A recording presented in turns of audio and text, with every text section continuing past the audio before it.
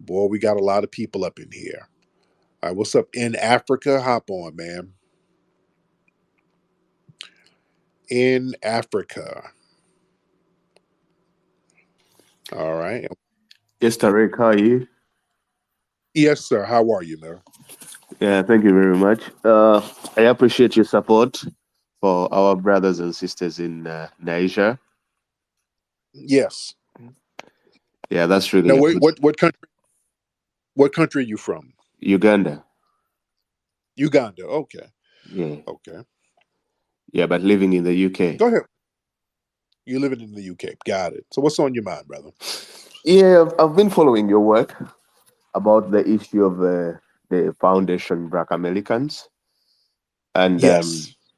besides the reparations that you guys are demanding, what else are you looking forward to in terms of, for example, culture? In terms of, are you going to be crafting a new culture? Are you going to be crafting new customs and stuff like that? Are we going to craft? Well, we already have our culture. We already have certain customs that's very unique to foundational Black Americans. We already have that. Ca- We've had them for centuries. Oh, if I may ask, for example, how do Foundation Black Americans look at issues to deal with religion, issues to deal with food, issues to deal with burial ceremonies and stuff like that? Because if I look around America, different states have different burial and marriage ceremonies, most of which might have been influenced by white supremacists. What do you have to say about that?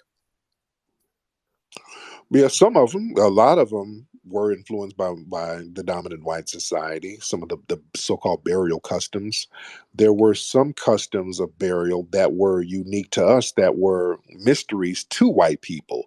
In fact, we have something or had something called the Great Dismal Swamp in the Virginia, North Carolina area. And it was a place that was a sanctuary area for Black people who were escaping persecution and slavery. They had a mysterious way of burying the people because they have never found any of the burial sites there. They've never found any of the bodies of the dead. And they're still trying to figure out how exactly they got rid of the people who passed. And the reason why I think they came up with unique ways or clandestine ways to bury their people, they didn't want any bodies to float down or any um, sense to come about that would give away their location.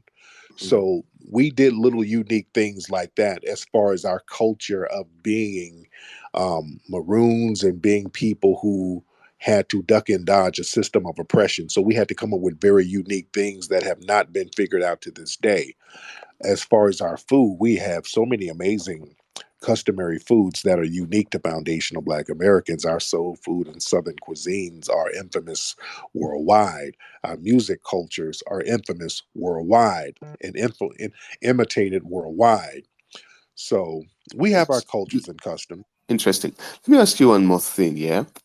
You see, because I've been following your spaces, see, like, personally, I believe all Black people are not the same. I also hold that particular view. And if you want to find that out, of course, you have to come to Africa. Now, in Africa, for example, if we give people different names. And Right. with your name, I can point exactly where you come from on the continent. For example, if I come to America and I find someone called Dembele, I can easily trace that Dembele is not a name that comes from southern part of Africa. It comes from West Africa. And I can easily point out Hmm. that it comes from maybe somewhere around Nigeria, somewhere around Guinea, around that area. Now, when we come to Foundation Black Americans, right? Especially on the issue of identity, something I'm trying to understand. For example, if I look at the name Tariq Nasheed, okay, and I look at a name or maybe Malcolm something, the names that Foundation Black Americans have.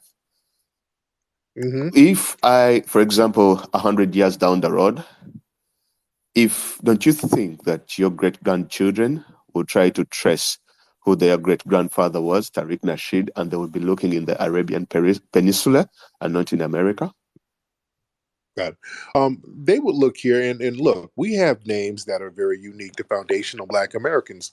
Some of those names, the Shaquitas and Jabrillas and Lavandas, we can kind of tell who's a foundational Black American. We have some of those names that people have dubbed ghetto names, but those names are very unique to foundational Black Americans. So when we see some of those names, I can kind of tell what part of the South they may have came from. They came from the South, or they might have come from the Southeast somewhere. So we have names that are somewhat unique. Now, the issue, you spoke about names in Africa. Now, we're going to have to be very clear, because a lot of you African brothers and sisters, y'all sit up here and talk about your names as if they're some type of ancient names, and they're not. Not only are your names not ancient, sir, y'all didn't even have last names until relatively recently. Y'all didn't get last names until the white colonizers came over there and gave y'all last names. Before the mid 1800s, y'all only had first names. The surnames are very unique to Africa. And the white supremacists came over here giving you these names based on very cosmetic characteristics, based on your looks, based on your height, whatever the Ugandan word for big nose, that would be your name. Or they would name you after your father. So if your father was Umduge, you would be Umduge son, and that would be your last name. So y'all got this whole name thing really tripped up when you just got a lot of those names relatively recently over there. Those are not ancient names by any stretch of the imagination, sir. Okay, Right? can I correct you on that, please? Just Go ahead and correct me. Yeah, because when you say Africans, you're mixing up so many different things. Because there's no thing called like, there's no like one tribe called Africa or one country called Africa.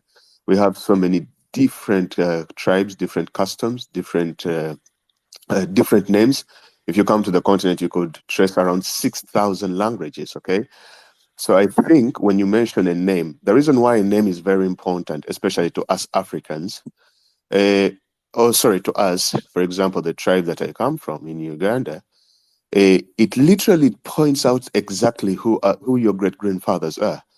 And personally, I can trace my great grandfathers to around 1850s, right? And before the white colonialists came, we actually had, the concept of a surname and a first name is something that has just been brought with language in terms of English, Spanish, and all these colonial languages and French. But when you came to Africa, we had names like, for example, someone would be named according to their tribe. And in a tribe, you had a totem. A totem would be linked to a certain animal. For example, a name like Walusimbi, it's a Ugandan name. If you mention that name, for example, okay, I don't know if I have enough time, but let me explain this to you in relation with my tribe, okay? If I came to America and I found a Ugandan and he told me that his name is Walusimbi, I would exactly know where he comes from and I trace him exactly to his family, where he comes from in Uganda. For example, how would I do it? So I realized that Walusimbi is a Chiganda name coming from the Baganda tribe, the biggest tribe in Uganda, over 10 million people. So amongst those 10 million people, I can still trace exactly the family he comes from. How? So I go to his tribe, the Baganda, then I go to his clan or the totem called the Fumbe or the civic cat. Then I go into that civic cat, whatever clan, and then he comes from a particular house in that particular clan, and he comes from a particular uh, a particular sort of pillar in that particular clan. So with that, you can easily trace where this person exactly comes from, not just being generic. For example, if you say the name Walusimbi comes from Uganda, and that's all you know, you get it, yeah? So you have to be able to trace it. And for the names, we had, for example, Walusimbi would have another name called Mayanja, okay? And that's why when the colonialists came, they pegged all the first names that were given were to baptize people in terms of, whatever, Christianity or Islam and all this kind of stuff. And that's why you would find so many Africans having a religious name as well as an African name. But things are now Right. changing. People are now having both, African names or whatever you would call it. And that's why I was asking Okay, you okay. about, for example, the name Tariq Nasheed. If I found you in United Arab Emirates, or if I found you maybe in North Africa, I would get confused and I wouldn't be able to trace you to, Foundation Black Americans. The point I'm trying to make is, are you trying? Don't you think that it would also be paramount for you to push for Foundation Black Americans to have, Foundation Black and American names, such that even if you travel to China, you can easily know that this brother is a Foundation Black American? Well, we understand our culture, and the names are whatever. We understand what our culture is, no matter what the names are. But the thing is, you're over there, well, you're from Uganda, and you guys were colonized by Britain, and you're in Britain now. And many of the people over there have Christianized names and Christianized customs over there in Uganda. Not only that, even before the British came, the Arabs were over there turning the people out and influencing the culture over there. In fact, many people, that famous king over there, King Mwenga, remember him? Kabaka Mwenga, over there when it was called Buganda. He was one of the first openly bisexual leaders over there. They like to point to him. And they were saying that he got turned out by the Arabs and he tried to turn out some of the other people over there, bringing some of those customs from outside of Africa. And the people would rather die than be turned out by him. That's where the Ugandan martyrs came from. They're very famous over there. You're familiar with them, right? Yeah. Yes, But the indeed. Uganda They matters, if you look at their names, most of them were not actually Christian names, they were actually Chiganda names. Right, but the point is, I'm saying the point about the martyrs were they didn't want to get raped by this dude who brought this new custom from the outside. He brought a sexual custom from outsiders, and the people there would rather martyr themselves and say, hey, you'll kill us before we engage in what he has going on because that's coming from somewhere else. So the point is, a lot of the outside customs were brought over there and they were influencing the culture over there in the Ugandan area, and the colonization over there influenced the culture. So you guys were colonized around the same time. You understand? As we were. So there's a lot of cultural things that y'all got to get together over there before you say, hey, us foundational Black Americans got to get our culture together. Our culture is intact. We didn't leave. We still stand here and stand on our culture. You guys got turned out and flipped, and then you had to bounce. So y'all got to get that culture straight over there in Uganda, sir. That makes sense? Yeah, it does make sense, but the point that I'm trying to make here is the point about identity. And I understand that, what the white man does first, or what the colonialists did first in terms of identity, was to take away our names, right? And then they give you Right. and then they give you a name like maybe Malcolm or maybe Martin Luther or something like that, meaning that if you were taken from Africa, you wouldn't trace exactly where you were, which part of Africa you were taken out of, where you were taken from. That's why when you see the reparation of, the bringing back of slaves into the continent in the two places of Liberia and Sierra Leone, it was incompatible because the people they dropped there, they were not from there, majority of them, right? And all of a sudden, they actually became, alien, or some sort of imperialists who actually ended up enslaving what do you call them? They ended up enslaving the native indigenous Africans they found in Liberia and Sierra Leone. So the point that I'm trying to make is identity is very important, and identity starts with the name and then it heads on with the language. That's why if you come to Africa today, whereas the colonialists managed to in their endeavors, but they did not entirely wipe out our culture. That's why if you come, there are so many movements of people who are actually trying to speak their own local language, hold on to their names and stuff like that, because at the end of the day, that's our culture. But one last point I would like to make But before I but leave. but hold on, but okay, but the thing is, man, Okay. you got to understand part of culture. Many of those tribal groups over there, a lot of Mhm. those tribes are relatively new tribes. Some of those were newly formed tribes because when the white supremacists sat up in Berlin and had the Berlin Conference, they sat there carving Africa up into different territories and different maps, and then they would absorb different ethnic groups that were a part of one group at one point. When they carved it up, they became part of another ethnic group, and then another group was created. So again, y'all try to make it seem like these different ethnic groups are these ancient tribes with all of these very unique and 1,000-year old traditions.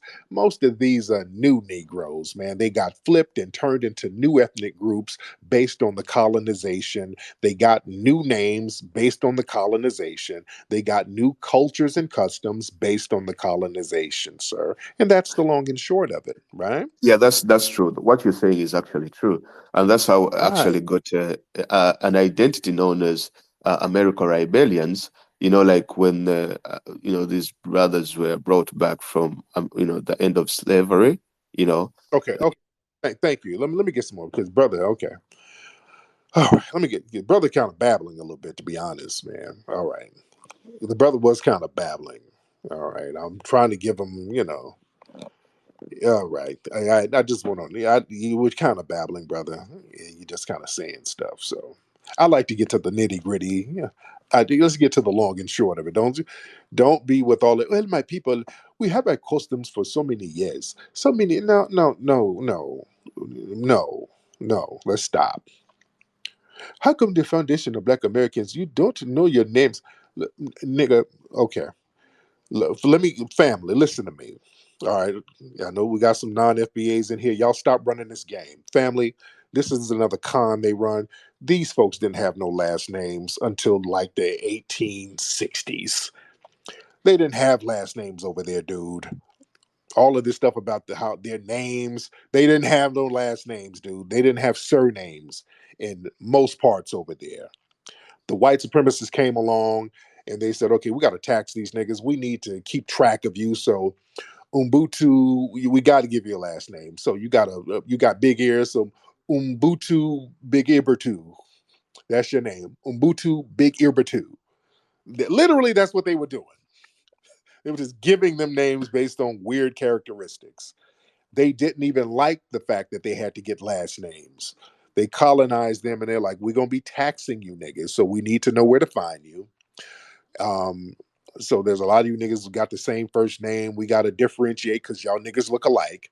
Um, so we're going to have to give you some last names so we can keep track of your little black asses.